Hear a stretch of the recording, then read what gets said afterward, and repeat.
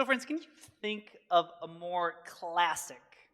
Can you possibly think of a more quintessential Jesus story than this one? Even if before this morning you have never before entered a church, I'm guessing that you have probably heard that line before: let ye without sin cast the first stone. Heck, you probably used it at some point in your life when someone's coming at you in a real judgy manner. Let ye without sin cast the first stone. Personally, in my own life, I use it when my wife's coming at me for leaving all the kitchen cabinet doors open. Sarah, let ye without sin cast the first stone. Not only is this a classic quintessential Jesus story, but practical too, right? Get Sarah off my back for a little bit. So here's how the story breaks down. Jesus and his disciples have once again returned to the great city of Jerusalem. Last time we heard about Jesus coming to Jerusalem, he was in town to celebrate Passover. This time, he is in town to celebrate what is known as the Festival of the Tabernacles. And for the Festival of the Tabernacles, thousands of Jews from all over the world would gather in Jerusalem in order to remind themselves of how God had cared for their ancestors when they were wandering through their wilderness on the way to the Promised Land. And the way they liked to remember that was by constructing for themselves kind of makeshift shelters out of palm fronds and sticks and what have you. So they would build these little shelters, these little tents, and they would stay in those tents. They would sleep there overnight for the whole week that they were in Jerusalem. In very broad strokes, you can kind of think of it as religious camping.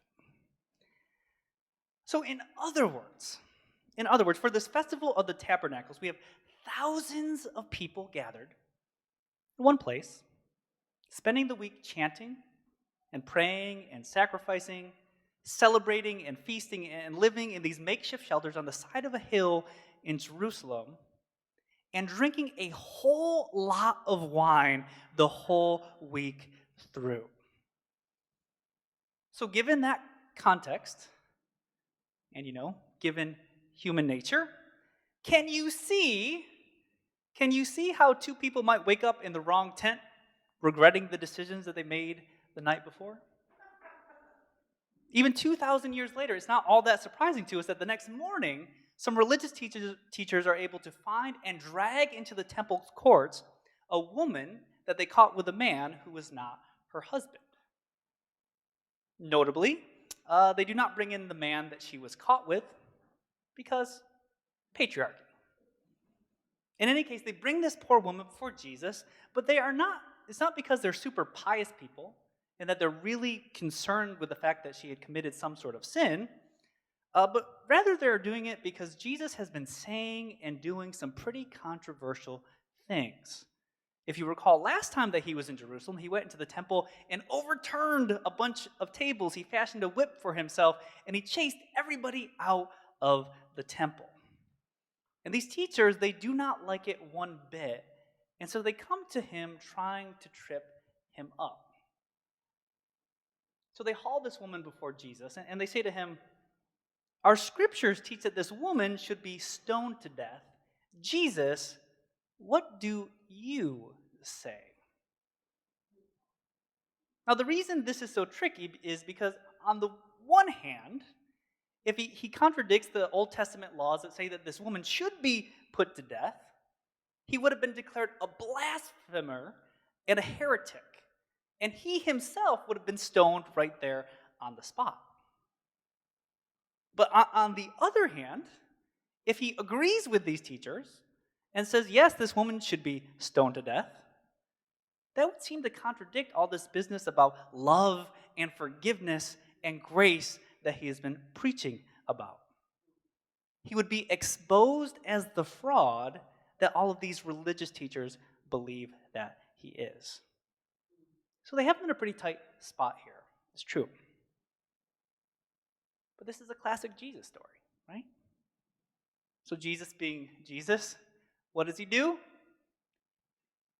He pops a squat, so to speak, and he starts writing something in the dust with his fingers.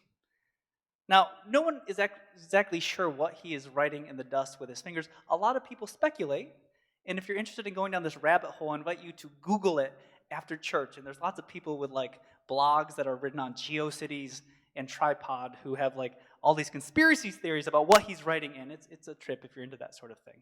But no one knows exactly sure what it is he's writing, and in truth, it doesn't really matter. Because after he's writing in the dust for a little bit, he stands up and he looks these religious teachers in the eyes and he says, "Yeah, sounds good. Let's do this thing. You go and you get your favorite murder rock and we'll have a go at her. But," says Jesus, "but let you who has not sinned throw the first stone." After he drops that little truth bomb, he then squats back down, continues writing something in the dirt with his finger, and one by one, the woman's accusers slink away ashamed. So, to summarize what just happened, we have some folks with ill intentions come up and try to put Jesus in a bind, but like some spiritual chess master with some out of the box thinking and an ample dose of grace, Jesus is able to ever so masterfully turn the tables into a more loving and forgiving direction. Like I said earlier, this is just a classic Jesus story, is it not? It has all the hallmarks of a quintessential story about Jesus. There's just one little problem with this story, though. One little problem with this classic, quintessential Jesus story. Namely, it is 100% fictional. It was made up, totally made up. The Gospel of John was written in the year 90. This story was inserted into the text around the year 400. Now, how do we know that? We know that because the style of writing and even the grammar and the words used in this story are vastly different from anything else that we find in the Gospel of John. And we can actually see how this works in English. We're going to do a little experiment here. I'm going to read to you a few lines from Shakespeare's Romeo and Juliet. However, I've used ChatGPT, that new AI text generator thing, to translate part of it into more modern English. So see if you can tell when the transition takes place. I guess this is the listening comprehension portion of our worship service today. So here we go, Romeo and Juliet. "But soft, what light through yonder window breaks? It is the east, and Juliet the sun. Arise, fair sun, and kill the envious moon, who is already sick and pale with grief, that thou, her maid, art far more fair than she. Juliet's looking sexy AF, but her family wants to yeet me out of existence, and that's just a straight up bummer, fam. I'm trying to slide into her DMs, but it's like, hold up, let's pump the brakes. But you know what? I'm going to keep it real and make it work because she's worth it. No cap." Now, it was subtle, but did you catch the transition there? Yeah. So that's essentially what today's story sounds like to Greek scholars. That's how they know that it is not original to the Gospel of John. And any worthwhile Bible translation will actually have this passage in brackets, or they'll have a big old asterisk next to it to let you know that, well, to you and me, it seems like it fits in seamlessly to the Gospel of John. And well, there's really no doubt in our minds, is there, that if Jesus was put into this situation, that is exactly what he would have done. But even though that is the case, those brackets are there to let us know that the story is not genuine, that it is, in fact, 100% made up. But I want to go out on a limb this morning and suggest to us that the fact that this isn't a genuine Jesus story, I want to suggest that that isn't a necessarily bad thing. And in fact, in some ways, I think it's kind of instructive for us. And the reason I think as much has, of all things, something to do with the game of chess. So starting back in the 16th century, chess players started recording, keeping fastidious records of all the games that they played. They'd write down every single move, every counter move, every counter move of every single chess game that they played. And by the 1950s, the Moscow Central Chess Club had amassed a literal library just full of chess moves. It was a big, musty room full of shelves, and on the shelves there were these little boxes, and in the boxes there were index cards that contained on them all the moves used in a particular game of chess that occurred sometime in the past. Now, at the time, there were only about 3 or 4 players in the entire world who had access to this library of chess moves. And what these 3 or 4 players would do was when they were coming up against a new opponent, they would go to this library and they would pull the box that contained all of that opponent's past games, and they would memorize literally thousands of their opponent's moves. So they knew just how their opponent played, and they would know just how to beat them.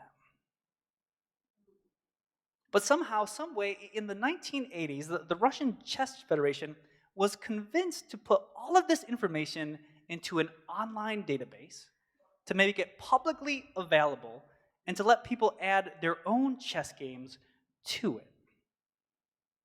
And when they did that, what happened was that this database, which is nicknamed Fritzy, it just exploded in size to the extent that nowadays, when chess masters sit down to play a chess game, they have memorized tens of thousands, if not hundreds of thousands of moves from this database.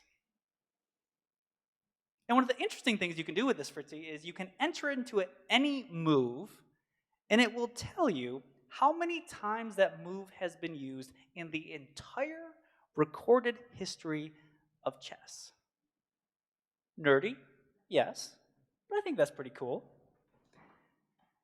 And here's how the typical game of chess plays out. If you enter any opening move into this Fritzy database, you will discover that that move has been played somewhere in the realm of about 2 million times before. You put in the second move, and you'll discover that the second move has probably been played somewhere in the 500,000 range.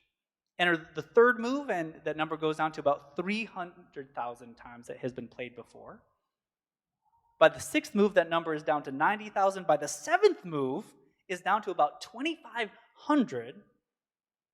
And down that number creeps until somewhere around between the 15th and the 20th move, the pieces on the chessboard will be in a position that is completely unique, that is 100% novel, that has never before occurred in the history of the universe.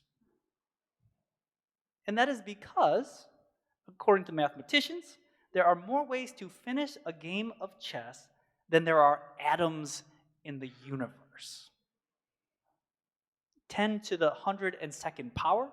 If you're a math person, that means something to you. It means nothing to me, but it sounds like a very big number. That's how many possibilities there are to finish out a game of chess. Which is to say that from the 15th move or so on, you are left entirely to your own devices. Right? Having memorized specific moves and counter moves and counter moves is going to do you no good. It then becomes a question of how all that study, about how that memorizing, all that learning, how it's formed and molded you such that you can respond competently and skillfully and masterfully to this new frontier that you are on, that nobody has ever been before.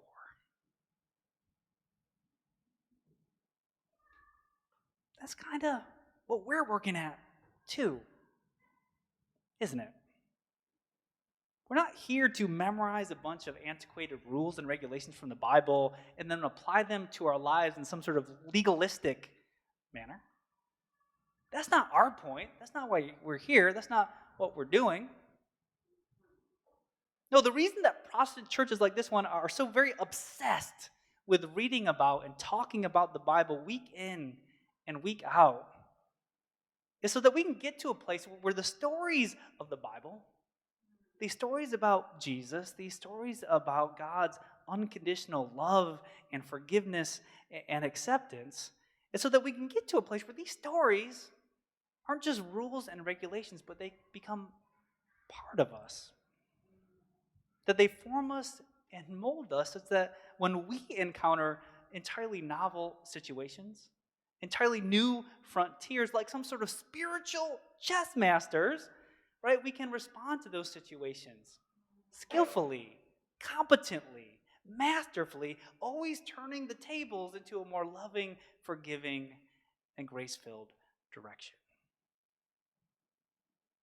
Jesus never had to navigate the ethics of late-stage capitalism. He never had to worry about the deleterious effects of social media. He never had to concern himself with school shootings or with climate change. We have no historical records to tell us how he dealt with any of those situations. Nevertheless, our hope is that 2,000 years from now, when we're dead and gone and people are looking back at the stories of our lives, we're hoping that folks will look back and say the same thing that we say about today's fictitious story from the Gospel of John. Yeah, they'll say, Jesus may have never been put in that situation. But if he had, right? If Jesus had, that is exactly how he would have responded. Friends, may it be so. Amen.